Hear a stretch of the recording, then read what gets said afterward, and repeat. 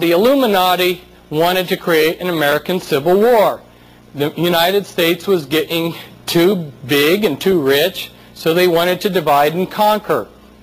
And they wanted to bring us into debt and create a national bank. And they were also looking forward to all the war profits that they were going to get running drugs and munitions and other things. The Vietnam War was created by the Illuminati to create a drug culture in the United States. They moved the American boys over to a country where there was easy access to lots of drugs and got a lot of American boys hooked on drugs. But they also smuggled drugs into the United States, and the Army was in full cooperation, parts of it.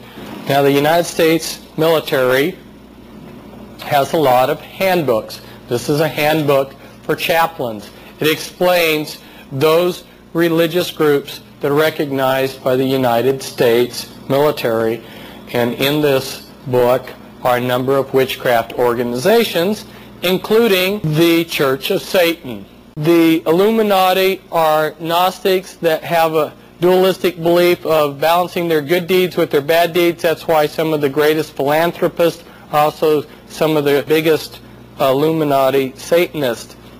A lot of their good deeds, though, are self-serving. Back in 1776, they structured the Illuminati with 13 positions, so that what they created was this first level, your anarchy level here, and then a hierarchy level, and then your special committees and councils. On the anarchy level, you'll find thousands of different witchcraft groups that each have their own rituals and their own beliefs, and they look disassociated and unorganized and unrelated. But then, if you are selected to go beyond that, you will enter the hierarchy level. And as a little girl, for instance, you would be part of Sisters of Light. And then as a teenager, you'd be inducted into the Mothers of Darkness. And then you would progress to the Grandmother level.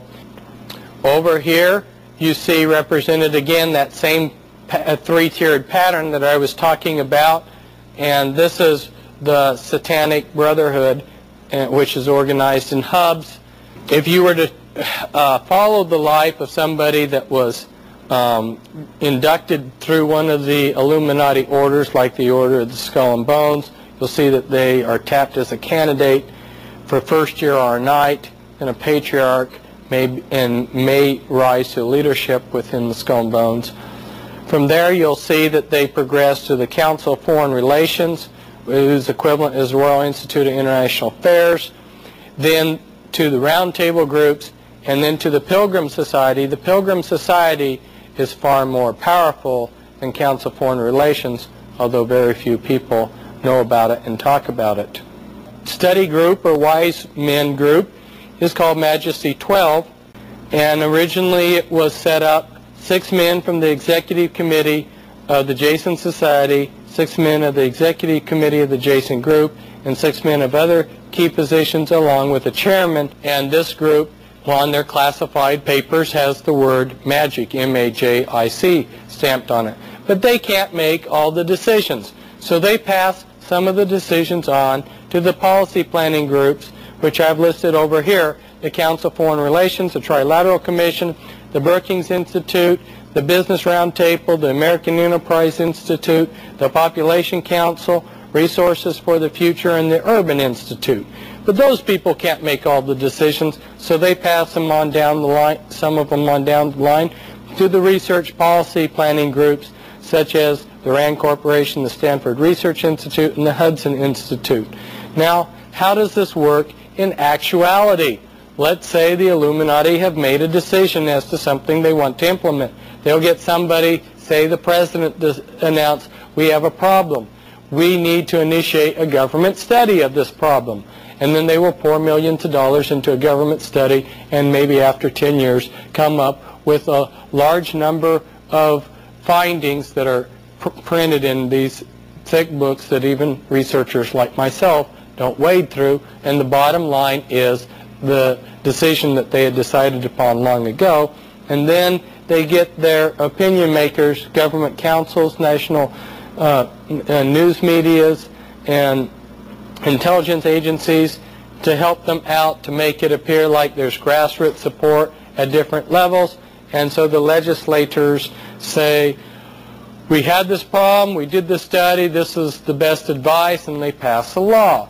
Now if they have any problems along the way, they have their covert enforcers like the Mafia and the IRS and FBI and ADL to smooth out the opposition. There's a twilight world of the interconnections between organized crime and the Illuminati. As you'll notice, some of the Mishpucha and the Triad and the Mafia and the P2 Freemason families are tied in blood-wise, family-wise with the Illuminati. This is Illuminati and mob control of Hollywood.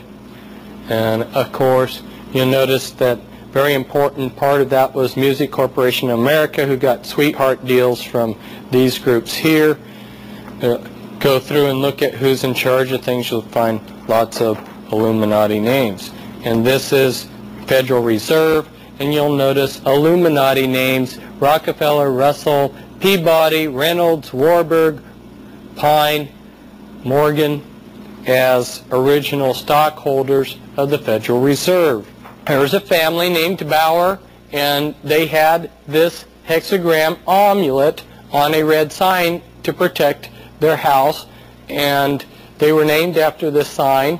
In German, this red sign, Rothschild, was given to the family, and that's how the Rothschilds were named. There was just as strong a Scottish contingency in Illuminati as your Jewish contingency, and I don't have time to go through all the names here on this clan map of Scotland, but you will see the Kennedys, which is a top 13 Illuminati bloodline. You'll find the Stewarts, who are good friends with the Rockefellers. You'll find the Morgans up here, for instance. Who hasn't heard of Morgan Guarantee? And here are the Sinclairs. They were given a hereditary leadership of Freemasonry and are members of the top 13th Illuminati bloodline, the Merovingian Holy Bloodline. The man who started the Jehovah's Witnesses, Charles Taze Russell, was a Knights Templar Freemason, and as you can read here, Charles Taze Russell, ritually murdered by the Illuminati on Halloween, has his ashes protected below a pink granite pyramid made from the sacred Enchanted Rock Mountain at a sacred site 18 miles north of Fredericksburg, Texas. The pyramid is in a cemetery in what was Allegheny, Pennsylvania, now Pittsburgh, Pennsylvania. Here are some actual members of the Illuminati from these various bloodlines. John Jacob Astor, for instance, within a matter of a few years, had a monopoly on the entire fur trade, and if you stop to think about it, the fur trade had been going on for centuries before he arrived. And here's some Illuminati from the DuPont family. The DuPonts are key people in the military-industrial complex. Every day, each one of us cannot escape using something made from chemical products that the DuPonts are involved with. They also have been major manufacturers of American gunpowder for our different wars. And this is the Freeman Illuminati family. Gaylord Freeman, in charge of the Priory of Zion for a while, and he was advisor to 2 presidents. So was Roger A. Freeman, and here's one of the Freemen in the Skull and Bones. And this is the Kennedys. JFK's sister married into British royalty. Joseph Kennedy once remarked on one of the marriages that didn't go through, if my daughter had married, my son-in-law would have been the head of all Freemasons. Here's Li Ka-shing, Illuminati billionaire in Hong Kong, who has quite a bit of things in Canada. And here is Winthrop Rockefeller.